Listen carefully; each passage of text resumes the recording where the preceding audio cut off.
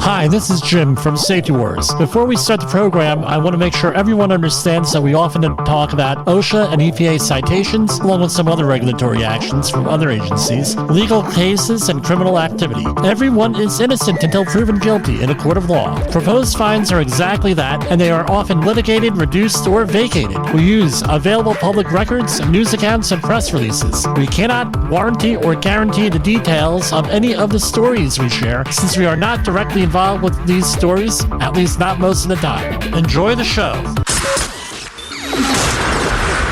This show is brought to you by Safety FM.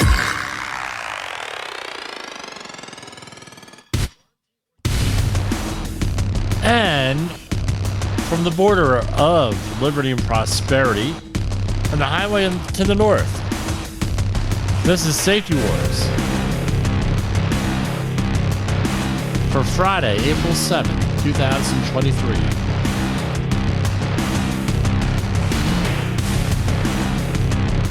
Also known as Good Friday. So what did I learn today? I learned that opening day at Citi Field for the Mets was real cold. Jay Allen says to me, hey, you look real cold out there, Jimmy. Yeah, I was. So we were able to score some tickets for opening day for the home opener. Mets won. Yay! So you could either be a Met fan in my house or you could leave. That's pretty much the way it goes. Me, I grew up watching the Yankees and listening to the Yankees. I tell you what, what's changed a lot on a lot of these ballparks.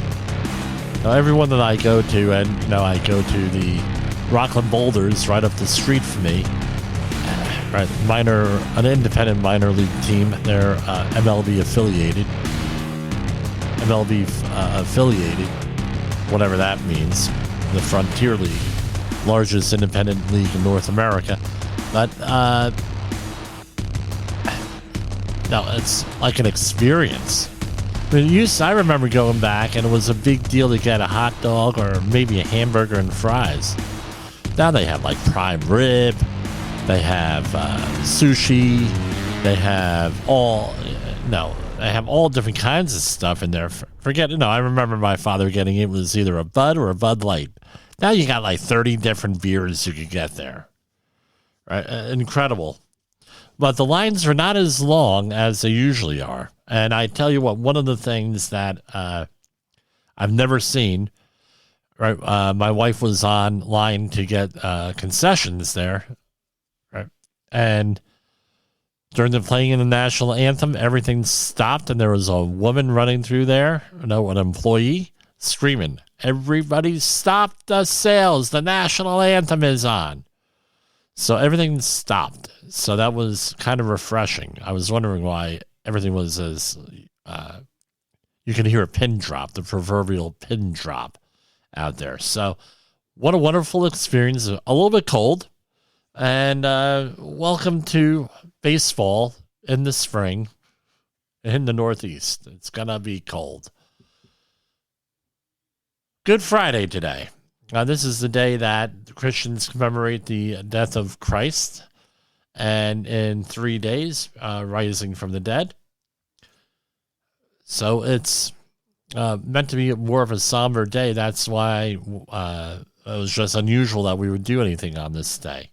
Anything having to do with, celebration or anything. We try to play it low key and everything else, but that did not happen today. Some announcements here. Right off the bat, right? So if you didn't know, our program is Safety Wars.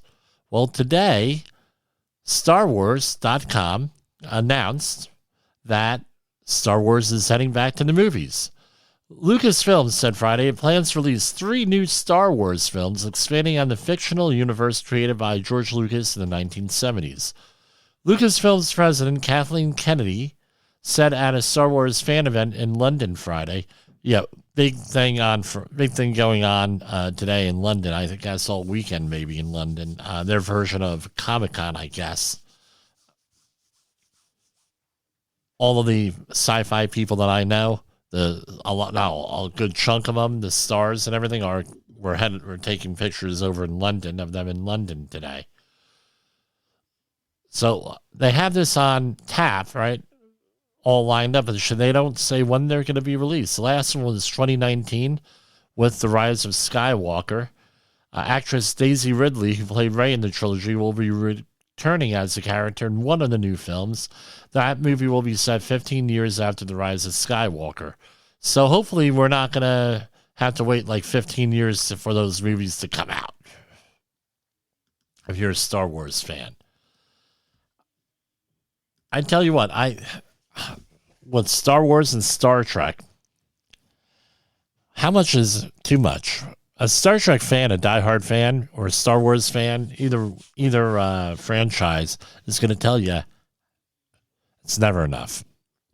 Because there was a dearth of both series, both shows, for many years. So, for example, I remember in 1983 was the Return of the Jedi, Star Wars Return of the Jedi. And then in 1996, roughly, give or take, it was the Attack of the Clones. And then we had 3 movies, and there was like a 10-year gap, and then we had more movies. I remember the 96 movie. What was funny was I had to go to the Department of Motor Vehicles, and what I ended up doing was the line was so long, I dropped off my info over there. I went out and saw Attack of the Clones. I'm sorry, The Phantom Menace. Well, I say Attack of the Phantom Menace. It was a thing. And I dropped off my paperwork at the DMV, and then I went to see the movie. I said, I'll be back later today, I told the lady. She said, well, what are you doing? I'm going to have to the movies. This is going to take forever. I'm not spending all afternoon here. And I went over to see the movie. 3 hours later, I come back. Oh, yeah, it just got done. Jimmy, here it is. Okay, thanks. So that's how bad the DMV is here in New Jersey sometimes. But anyway, be interesting to see. I hope we don't have to wait too long. I mean, how much is too much? There's an argument in the Star Trek world that we're getting way saturated. I think TV overall is being way saturated. I don't even watch it except for the Star Wars and Star Trek because I don't want to get involved in any new series or anything other than maybe the Cooking Network. I don't even watch the news anymore because it's always the same baloney on the news, and I do prep work here every night for the news. So I don't even watch it anymore. There was a time during COVID, we had done everything on our to-do list. Literally, I did everything on the to-do list. And I just sat there in front of the TV watching some of this stuff, catching up on some of the series. No, I did not watch the Game of Thrones. And I ended up saying, enough. I wasted enough time, and I just stopped watching, except for what I just said. Well, we're going to go to commercial break, and we'll set up with some news and our usual fanfare here on Safety Wars.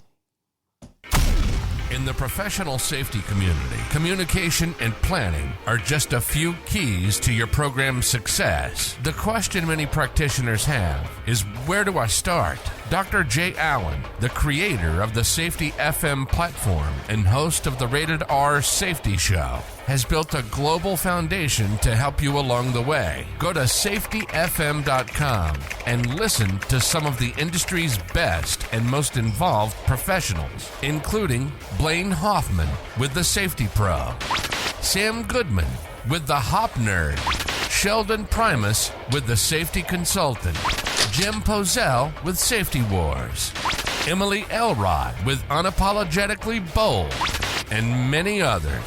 As individuals, we can do great things, but as a team, we become amazing. Dial into safetyfm.com today and surround yourself with a powerful force of knowledge and support.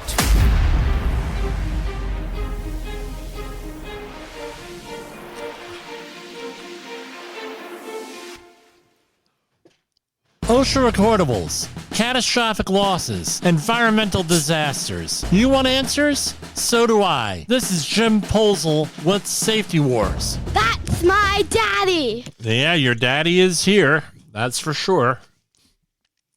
My wife just delivered me dinner down here. Anyway, yes, we did not eat dinner at the ballpark. Who could afford it? You know? Unbelievable. So, a lot of stuff going on in the world today with the war and everything else going on out there. It's tragic here. We have wars and rumors of wars and things going on. It's very biblical, very alarming here. So North Korea conducted another test of a nuclear-capable underwater attack drone, state media said on Saturday. The latest is in a show force against the U.S. and South Korea. The country tested another kind of nuclear-capable unmanned underwater attack weapon called a Hail-2 over a week after it disclosed a new underwater drone dubbed the Hail-1, which translates to tsunami in Korea, designated to make sneak attacks in enemy waters. According to my sources, we had this technology about 25 years ago. And were deployed it about 20 years ago at the beginning of the War on Terror. Which, by the way, they declared an end to it. How is that? Analysts say North Korea is displaying its diverse nuclear delivery capabilities against Washington and Seoul. Although they are skeptical whether the underwater vehicle is ready for deployment. The Underwater Strategic Weapon System test from April 4th to April 7th, state media KCNA said that the drone cruised 1,000 kilometers underwater for a distance of 71 hours and 6 minutes and successfully hit a simulated target. Well, one more thing to worry about.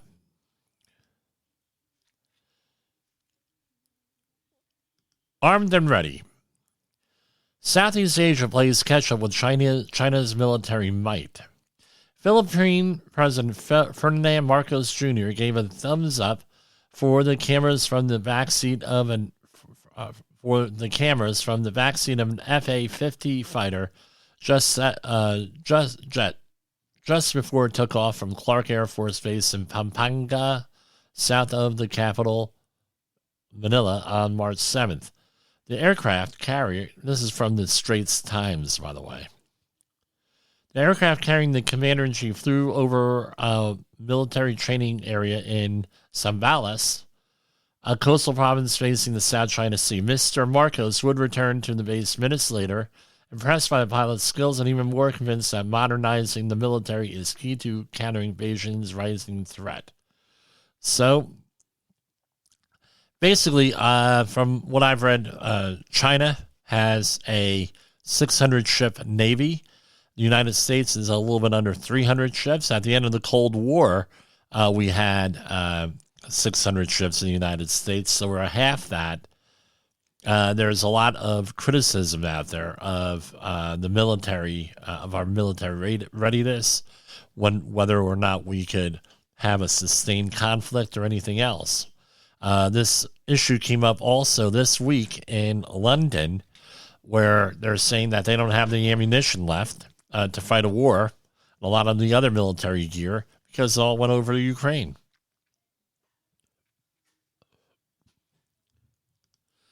Here's something I hope you're not eating right now.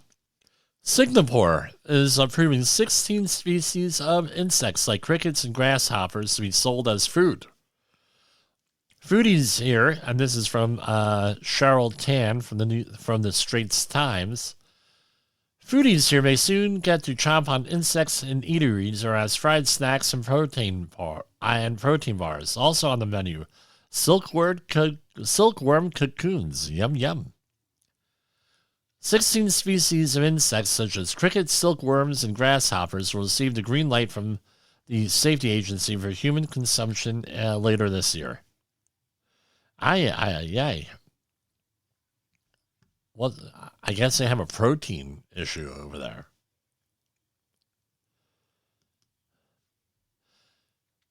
Kiev. Russia on Thursday charged an American correspondent for the Wall Street Journal with spying in a case certain to worsen Moscow's diplomatic feud with Washington over the war in Ukraine, and likely to further isolate Russia. The newspaper denied the allegations and demanded the immediate release of trusted and dedicated reporter Ivan Gershkovich. The White House said the State Department was in direct contact with the Russian government over his detention and urged U.S. citizens living or traveling in Russia to depart immediately. I wonder if Steven Seagal got that memo. Let's talk about financial stuff today. We're going to run down the markets. Dow Jones Industrial finished down slightly at 34,485.29. S&P 500 4105, up slightly. NASDAQ 1208, 120.87, up slightly. Russell 2000 holding steady 1754. U.S. 10-year Treasury note is holding steady at 3.4%. Bitcoin is almost at 28,000. Crude oil is trading at $80.46. Oh, I forgot my gold. Right now, and this is live time, this is Friday night, 8:16 p.m. Eastern Standard Time. Gold at 2023, right, down slightly. I know this is all being traded right now. Silver jumped up a lot in the last couple since we talked about it last. It's at 25.32. So on April 4th, when was April 4th?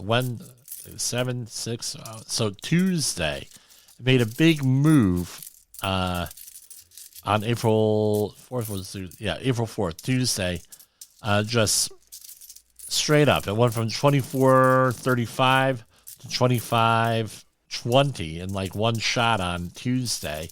It seems to be holding steady above 25. Platinum is at 1027, 1027.90, and on Tuesday too that went up. Precious metals went up a lot on Tuesday. Palladium at 1505, that's up. That's all over the place, right? Palladium. But anyway, that's what's going on. Again, we're not off. No, we go through all this stuff because some of our listeners want to hear this. So let's go and do another commercial here. You are listening to Safety Wars. Tomorrow's Safety Today. Is your safety training old, stale, and hackneyed? Is your safety trainer still preaching a warped version of behavior-based safety? How about safety training that actually addresses your hazards in your workplaces and is not standardized baloney from 25 years ago? Contact the Safety Wars team at safetywars.com or call Jim Posel at 845-269-5772. Remember, if you're receiving this message, you are the solution to unsafe workplaces. In the professional safety community, communication and planning are just a few keys to your program's success. The question many practitioners have is, where do I start? Dr. Jay Allen, the creator of the Safety FM platform and host of the Rated R Safety Show, has built a global foundation to help you along the way. Go to safetyfm.com and listen to some of the industry's best and most involved professionals, including Blaine Hoffman with the Safety Pro, Sam Goodman with the Hop Nerd, Sheldon Primus with the Safety Consultant, Jim Posel with Safety Wars, Emily Elrod with Unapologetically Bold, and many others. As individuals, we can do great things, but as a team, we become amazing. Dial into safetyfm.com today and surround yourself with a powerful force of knowledge and support.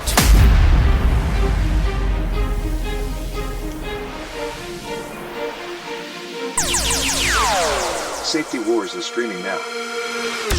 SafetyFM.com. So, yeah, we had an interesting experience today at the house. Actually, it started yesterday.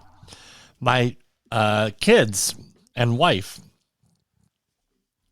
found an abandoned rabbit hole out front. It's not important how they found it or anything. And 5 baby rabbits. Apparently the mother abandoned them, we believe. We're not taking chances here. We believe that the nest is spoiled. This is the thing with rabbits, my experience with them. If the babies, children often do this. My children didn't do this, though. We know that they didn't do this. If the nest gets spoiled, another animal or another human or whatever inadvertently goes near the nest, and the odors around that, the mother will often reject the litter. And we believe that's what happened here. Inadvertently or whatever, nothing, intentional, of course. And we said, well, we're going to let the things stay there and the mother will come back, what have you.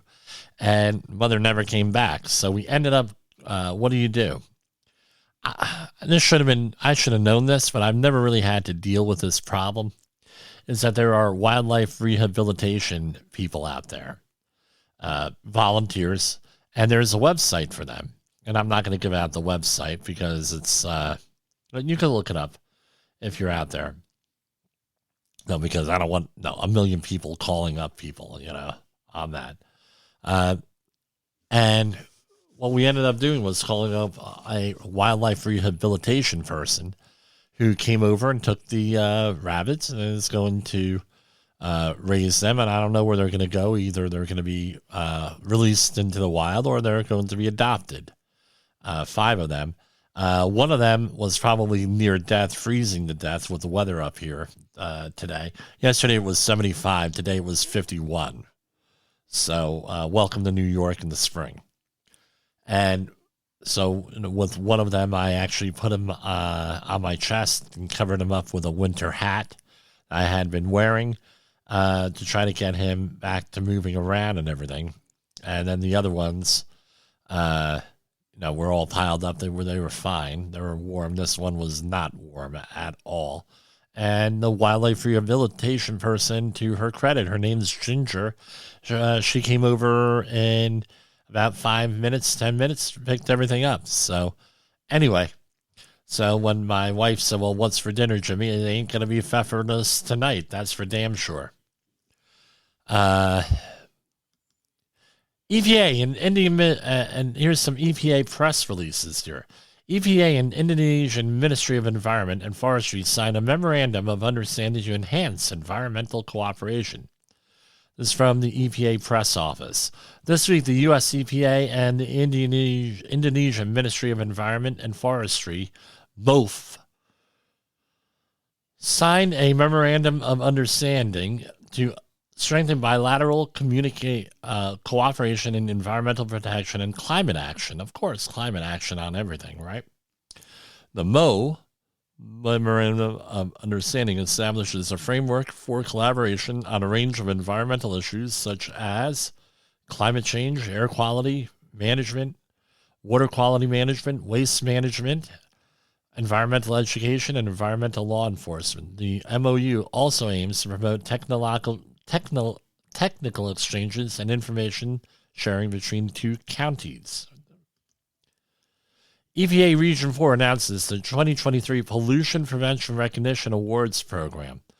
This is from today. The U.S. EPA Region 4 announces the 2023 Pollution Prevention Recognitions Awards Program. The EPA Region 4 will recognize organizations in Alabama, Florida, Georgia, Kentucky, Mississippi, North Carolina, South Carolina, Tennessee, and tribal lands within the boundaries of Region 4 for demonstrating leadership and innovative P2 practices, pollution prevention, P2. Acronyms are tough enough, but to now throw a number in them, wait, sit back and wait for the fun, folks. And, okay. EPA and Department of Energy honor 2023 Energy Star Partners of the Year Award winners in Pennsylvania. So we have a whole list of companies in Pennsylvania, right, that won awards here. The U.S. and EPA, Mid-Atlantic regions, and the U.S. Department of Energy are honoring 7 Energy Star Partners in Pennsylvania for their outstanding leadership in promoting energy efficiency and tackling, of course, climate change. As we accelerate historic efforts to address climate change, public-private partnerships will be essential to realizing the scale of our ambition. Yeah, I know what the scale of the ambition is here, right? Said, if you've been listening for the last 3 weeks, you know what the scale of the ambition is. I applaud this year's Energy Star Award winners for working with the EPA to deliver a clean energy future that saves Americans and consumers and businesses money and creates jobs. The EPA and Seal Shield LLC reached a settlement for alleged violations of the FIFRA, Federal Insecticide, Fungicide, and Rodenticide Act. Wow, this is from yesterday.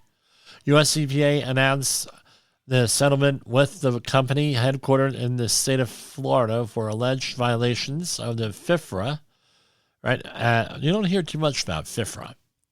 As part of the settlement, Seal Shield will pay $321,000 in civil penalties. What did they allegedly do? The sale and distribution of unregistered pesticides and misbranded pesticide devices is unlawful, presents a risk of harm to people and the environment. Users rely on accurate, up-to-date information about ingredients, directions for use, as well as hazards and safety precautions. This settlement sends a strong message to regulated companies who sell and distribute pesticides and devices to maintain compliance with FIFRA, according to Region 4 Administrator Daniel Blackman. Right. So any products that claim to kill or repel bacteria or viruses on surfaces are considered pesticides must be registered by the EPA prior to distribution. We're looking here. The EPA is going to be hosting, this is Region 7. I'm not familiar where Region 7 is offhand. But EPA hosts a virtual award ceremony, opens application period for 2023 Pollution Prevention Awards. I've seen a lot of triangles out there in the safety field. You have Heinrich Triangle, you have Bird's Triangle. Well, you have the hierarchy of controls, which is often displayed as a triangle. Well, we have here the Environmental Protection Hierarchy Triangle. So in this article, I've never seen it. I'll be honest with you, I might be a little bit behind the times on some things. But what is the environmental protection hierarchy? Pollution prevention, right, which is the source reduction, reuse, recycling, treatment, and disposal. The most preferential on the bottom of this triangle, or the top of the triangle, if it's upside down, is pollution prevention. So I think I'm going to bookmark this and use it in training here for our environmental classes. Grandview Cabin Tree in Parsons, Kansas, has been selected to receive an EPA Region 7 2022 Pollution Prevention Award. The cabinet manufacturer Grandview Cabinetry is being recognized for their solvent and water conservation practices. Okay, the company implemented a solvent recovery system that repurposes the solvent used while finishing cabinets to clean factory equipment. The system is estimated to save 1,000 gallons of solvent, 1,400 gallons of water, and 3.3 tons of volatile organic compounds, and over $15,000 per year. Okay. Good for them. Happy, happy, joy, joy. Study shows striking number who believe news misinforms. What's one of our lines here? Don't be manipulated, be informed. Anything I discuss here on this show, go and check out somewhere else. That's all I have to say. I'm not the end all and the be all. What I think happens is a lot of people out there think that when they present the news, they take it as gospel. This is how people get misinformed or misled. They don't learn the other side of the story, which is what we try to do here always. Learn the other side of the story. Try to seek understanding, enlightenment, anything else. Half of Americans, and this is from a couple months back from the AP, a story by David Bowder. Half of Americans in a recent survey indicate they believe national news organizations intend to mislead, misinform, or persuade the public to adopt a particular point of view through their reporting. My experience, it's an omission, right? You get lied to by omission. They don't tell you everything. The survey released Wednesday by Gallup and the Knight Foundation goes beyond others that have shown a low level of trust in the media to the startling point where many believe there is an intent to deceive. I can tell you from dealing with the media that there is often an intent to deceive. Maybe I'm one of these people here, right? Asked whether they agreed with the statement that national news organizations do not intend to mislead, 50% said they disagreed, only 25% agreed. So the statement, agree or disagree, was the national news organizations do not intend to mislead. So 50% said that they do not intend, that they intend to mislead. 25% said that they are truthful.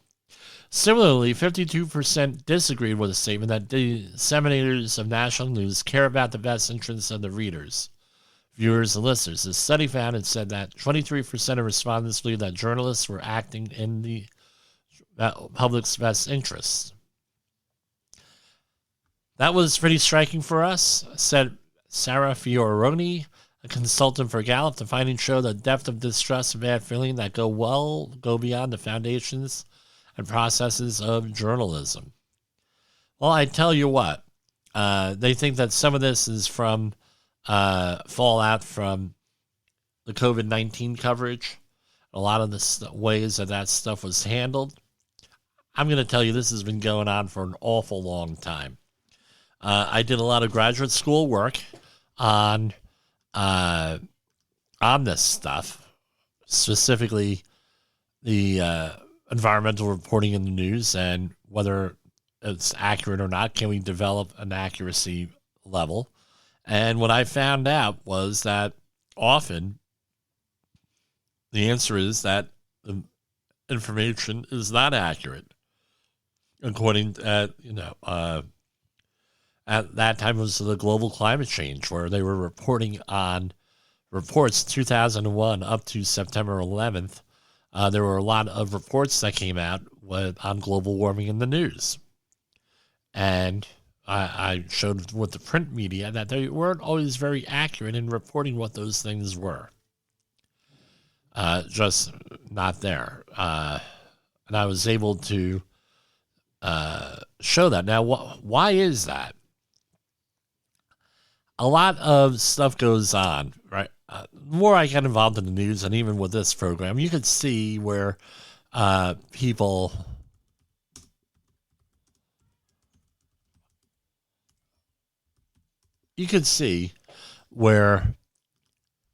things could go awry. You get excited. You're going to go to the same news sources all the time. You're going to maybe look at the same documents all the time, same type of documents, things of that nature. And what happens? You can see where biases could get in there. They're not dangerous if you acknowledge a bias. Yeah, I acknowledge I'm biased on a lot of stuff. A lot of stuff I'm not biased on. And it comes down to what drives the news. We have what is out there called the issue attention cycle. The article I'll reference is from the Wayback Machine, 1972. And there has been a lot of stuff with since then, obviously, right, on this. It was an article, Up and Down with Ecology, the Issue Attention Cycle. And this is what it comes down to. There are 5 types of stages. And it's what the media, what's the job of the media? Job of the media is to sell ad time. I'm sorry. That's what it is. Why we have commercials. Sell ad time, sell a product. The product that they are selling is who is paying the bills, whether it's a commercial, but it's also with the news itself becomes a product. It becomes a resource. It becomes a commodity, whatever you want to call it. So you have to keep it interesting. And no, it's a cycle that it goes through, and it's circular. There are 5 stages, right? Are there 5? 4 or 5. And this is what drives it. So it's the pre-problem stage. That's when, and I'm going to quote from the article, when some highly undesirable social condition exists but has not yet captured much public attention, even though some experts or interest groups may already be alarmed by it. Usually, objective conditions regarding the problem are far worse during the pre-problem stage than they are by the time the public becomes interested in it. So, let me repeat that. Objective conditions, no objectivity is, regarding the problem are far worse during the pre-problem stage than they are by the time the public becomes interested in it. For example, this was true of racism. Remember, this is from 1972. Racism, poverty, and malnutrition in the United States. Second stage here. Second part of the cycle. Alarmed discovery and euphoric enthusiasm. As a result of some dramatic series of events or for other reasons, the public suddenly becomes both aware of and alarmed about the evils of a particular problem. This alarmed discovery is invariably accompanied by euphoric enthusiasm about the society's ability to solve the problem or do something effective within a relatively short time. Number 3. All right. Realizing the cost of significant progress. The third stage consists of a gradually spreading realization that the cost of solving the problem is very high indeed. Really doing so would not only take a great deal of money, but would also require major sacrifices by large groups of the population. The public then begins to realize that part of the problem results from arrangements that are providing significant benefits to someone, often to the millions.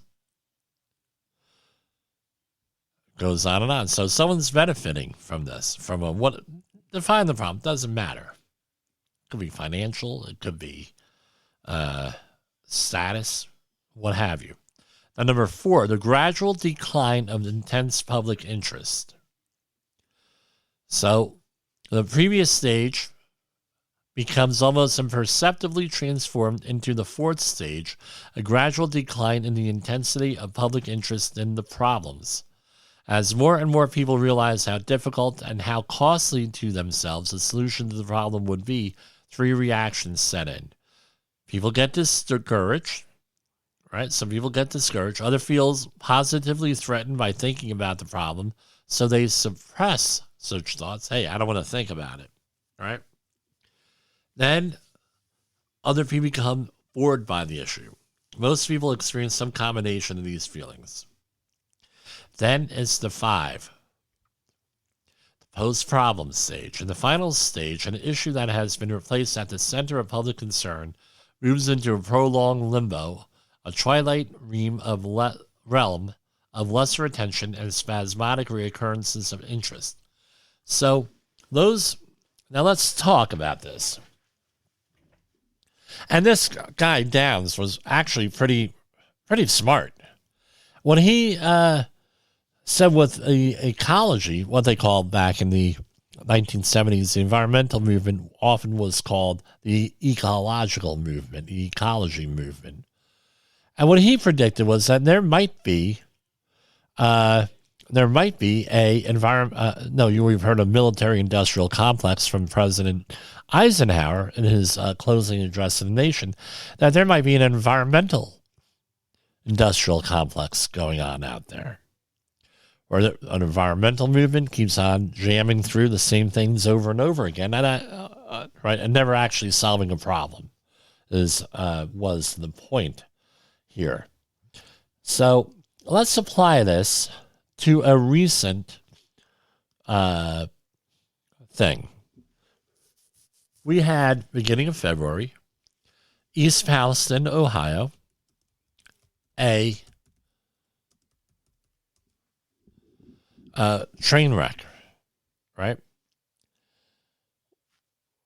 At the beginning of the thing, not too much happened. Then what happened was, not much in the news, then all of a sudden everything went through this cycle.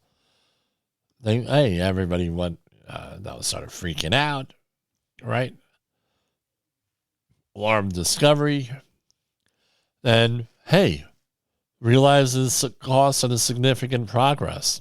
I mean, and I'll still stand by my statement. They're probably going to have to buy the whole town on an eminent domain, right, and deal with it at that point. This is not going to be right with the courts. You could look back on those programs, go back to Coast to Coast AM when I was on there on February 17th, and then middle of March. And then a gradual decline of intense public interest. That's where we are right now, number 4. And then it's going to be number 5, the post-problem stage, very soon. And you're never going to hear about it again. It's going, well, what the hell ever happened out there? And if you notice, for the longer-term environmental issues that are identified out there, whether it's global warming, all different types of pollution, they have to reignite it over and over and over again. And we're getting fatigue. Some have stated that the people are getting constantly fatigued, information overload. We've heard of it called that, and that's basically it with this. And now people are in a constant state of anxiety. You put enough people in a constant state of anxiety, you're going to have social unrest. People are going to be easily manipulated with that. Saul Alinsky's Rules for Radicals. We talked about it on this program. So here's some updates in the news about East Palestine, Ohio. According to an update Wednesday from the EPA, the cleanup of the waterways contaminated by the train derailment is nearly complete. Surface water continues to improve as workers are forcing the air into the water at Sulphur and Leslie runs to help break down the chemicals. That is called air sparging, by the way. If you want to look that up, air sparging. So often when you're doing environmental sampling and you're dealing with water with volatile organic compounds, they're normally they're collected in 30 milliliter amber tubes, and they're narrow enough that you get what is called a meniscus on top of that, and the meniscus is a small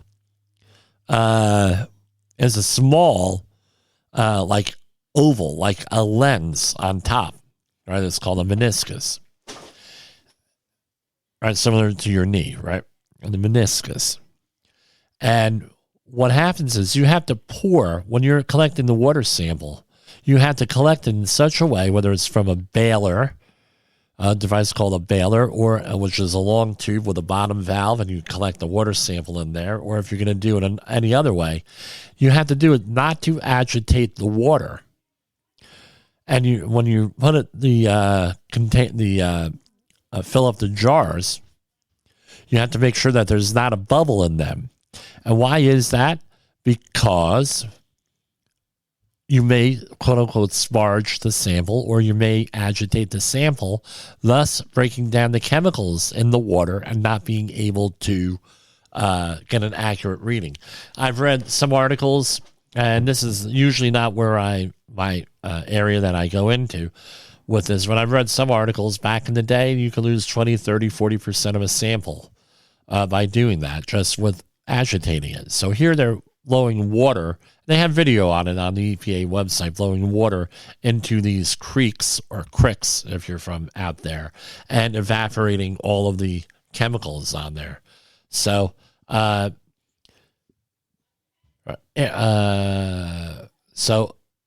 air mounting. So here's the update from Wednesday. According to an update on Wednesday, to clean up, they're sparging the water. The Ohio EPA's website has an interactive map with sampling results that shows the effectiveness of the work. The air monitoring bus continues to check the air quality near the derailment site and surrounding community. Response by the numbers: more than 14,000 tons of contaminated soil has been shipped. Over 10 million estimated gallons of liquid wastewater has been shipped out. 627 indoor air quality screenings. And why do they always mention this? The Welcome Center has received 448 visitors. That might be like a road trip this summer, right? Hey, let's go to the Welcome Center for Palestine, Ohio. Be a pretty funny thing to do. CDC investigators are sick after studying the East Palestine derailment. Now, I spoke to, way back in the day, if you're from New Jersey, you're getting a lot of historical information here.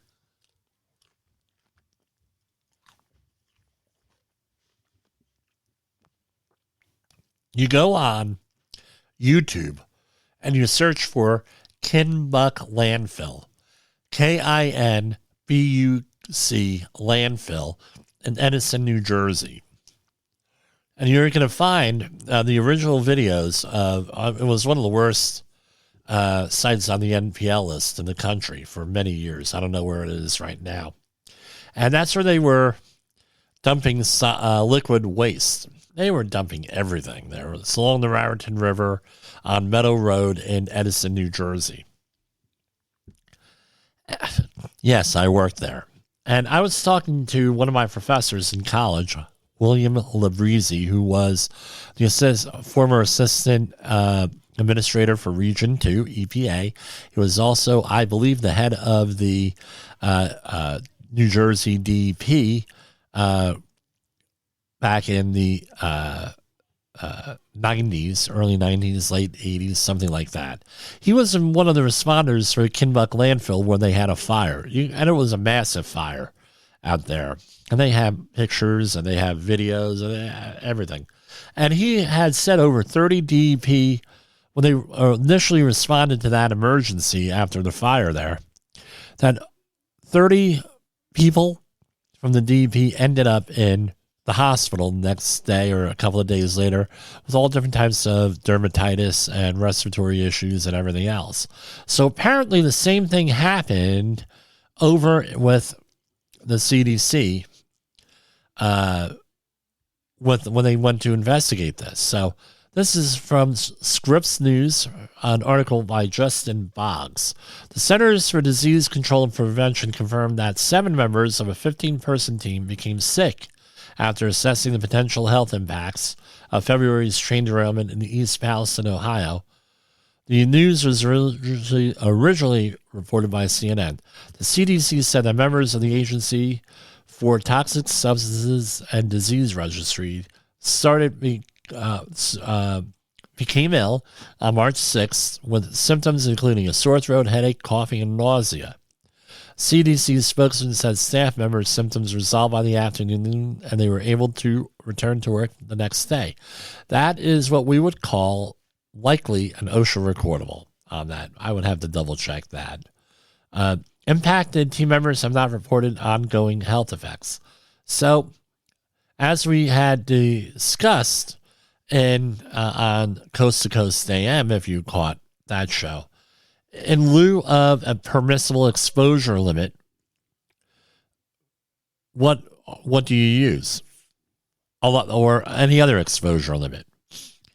You use warning properties. So I'm going to bet money that a lot of these chemicals that are in the houses, and they're not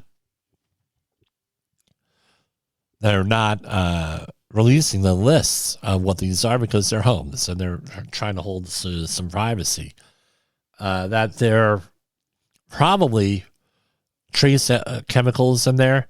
And when you consider toxicologically what's in there, you're going to use either probably the additive formula that we're all familiar with from the standardized tests out there. And you're going to come up with, they're the same, the chemicals, groups of chemicals have the same target organ. This case, right? The eyes, irritated eyes, nose, mouth, throat, and everything else, all being filtered through either the liver and then kidneys, what have you. That all of those chemicals, the exposure limits are very low when you consider the totality of them, all of them.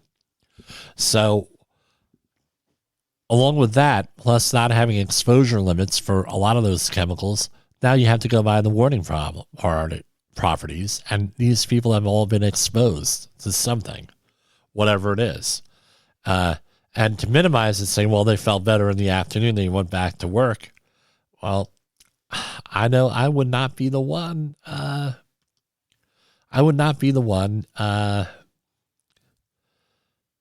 Saying, well, that's okay. I would want to go with my 4 questions, right? Is it safe? What are you basing that on? What chemicals are there? And did you actually sample for them? This is from Reuters yesterday. A coalition of national law firms has been chosen to lead more than 30 lawsuits against railway company Norfolk Southern over the February derailment of one of its freight lines in East Palestine, Ohio, that caused hazardous chemicals to spill and catch fire. U.S. District Judge Vanita Yolanda Pearson in Youngstown, Ohio, I've been in Youngstown, nice little town, who is overseeing the litigation on Wednesday, chose the New York-based Jane Conroy of Simmons-Hanley, Colorado-based Seth Katz of Berg, and going on and on and on. I'm not going to read that, to handle all this stuff. So, this is going to be for years, right? This is going to be for years, this whole thing.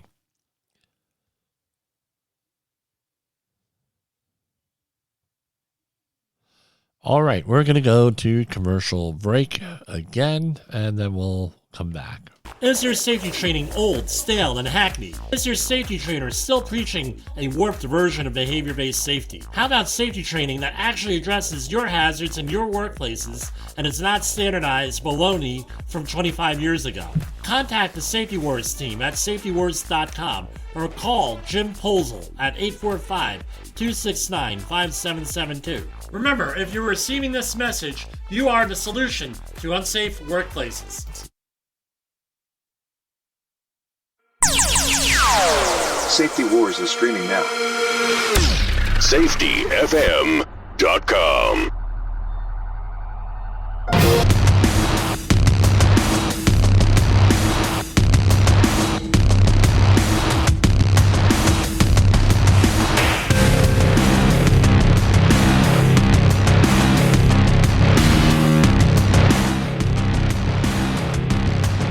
Okay, we're back. I'm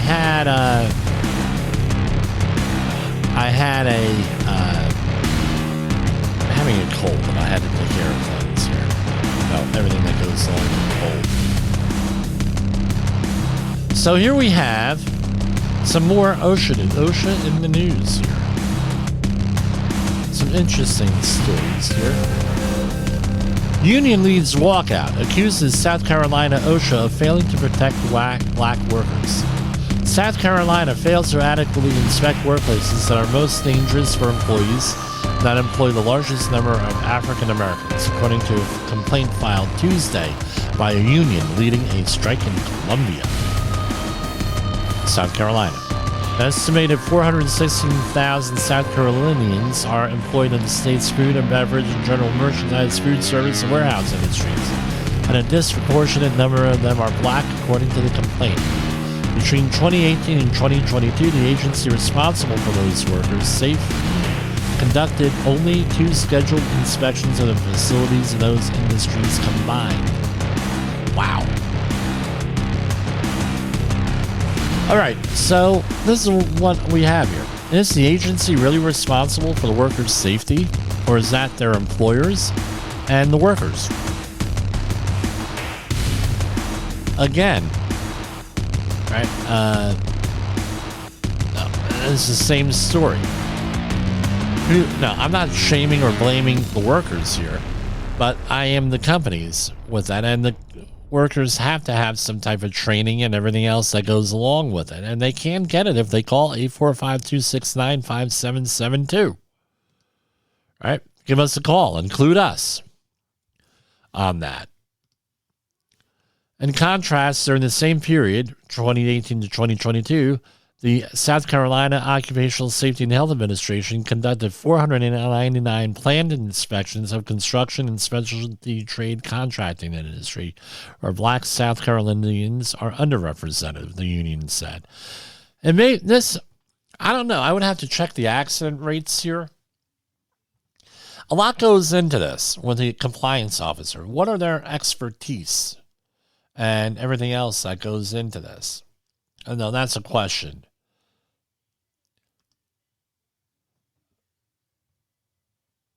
This comes from Myrtle Beach. I know one of the, someone on the police, not police, fire department in Myrtle Beach.